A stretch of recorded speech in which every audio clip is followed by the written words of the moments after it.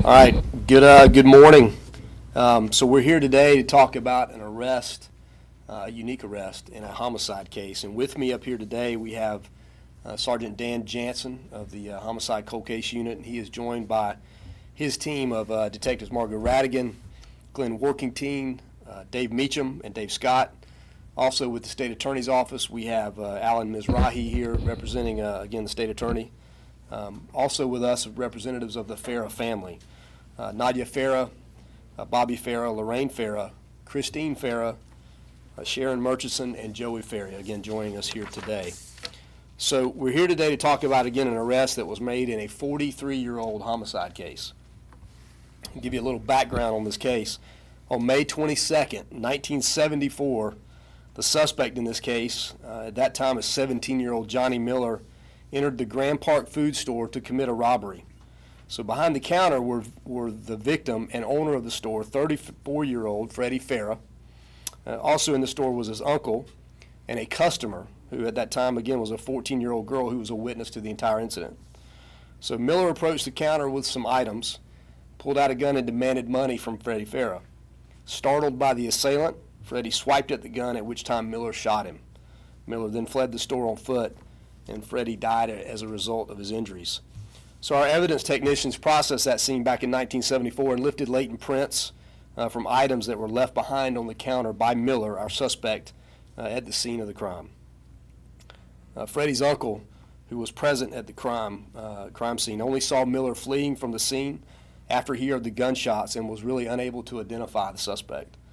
The AFIS system, the automated fingerprint identification system that we use so much today, was really in its infancy at the time and was unable to identify the prints that we had lifted from the scene. So the prints lifted from the scene were re-examined again in 1998 as part of a cold case review, again without success during that re-examination. Then in December of 2016, Sergeant Jansen and the JSO cold case team collectively reviewed the entire case, and it was determined at that point that there were some potential solvability factors present in the case. The case was assigned to Detective Margaret Radigan for further follow-up. Detective Radigan met with Rich Kosek of our latent print unit, and upon re-examination of the lifted prints from the scene, Miller was identified.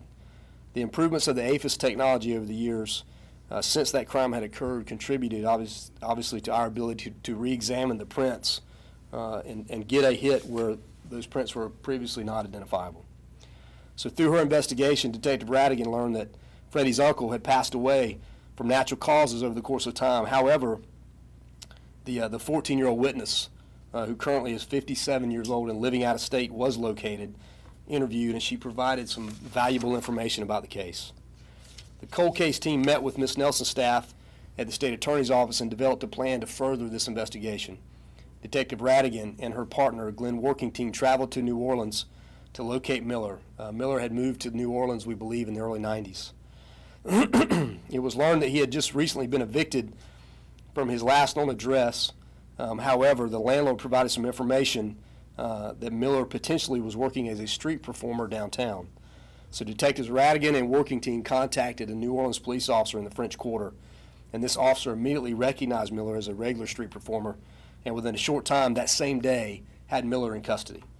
So Miller is currently facing extradition back to Florida, and there's still additional work to be done on this case, so some of the details we won't be able to comment on. The victim, Freddie Farah, is survived by his wife, Nadia Farah, his three daughters, Lorraine, Lisa, and Christine, and a son, Bobby, who are all here with us today. And I know that for all of you, your sorrow can't be mended, but I hope this news can bring you some peace. We'd also like to highlight our ongoing partnership with Project Cold Case. We are have an ongoing partnership with Ryan Backman, the creator of Project Cold Case, as he advocates for families of homicide victims. And JSO is proud to partner with Project Cold Case, and we want everyone to know that JSO will follow every lead available in our cases to bring some justice to our families and to ensure that criminals in our community are held accountable.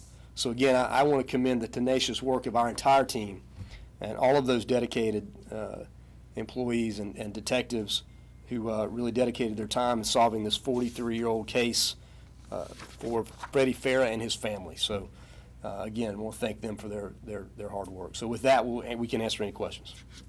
Yes, sir. Down on First Coast News. Can you get a little bit more specific about what changed in the APIS technology from '98 to 2016? So the best layman's description that I can provide to you is think of a black and white TV, then a color TV, then an HD TV. You know, that type of process in terms of just technology improving over the course of years. You know, we're seeing the same thing in terms of DNA, and we're able to do some of these same type of reviews with better technology when we have DNA in cases too. So technology, again, improving in many different areas are helping us in the area of re-examining and opening some of these cold cases. Dan Scanlon, Times Union. This is the third really old cold case that you guys have solved recently. Right.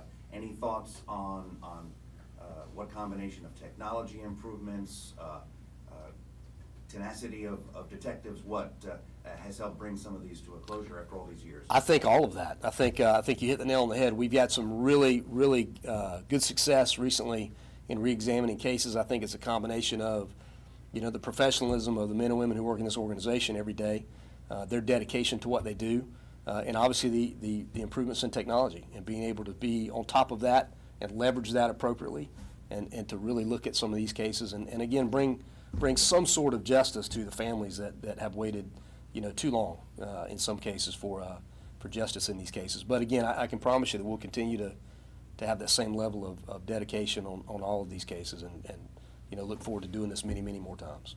Sheriff, when will Miller be extradited, please? That's I don't know exactly, to be honest with you. So there's a good process in place.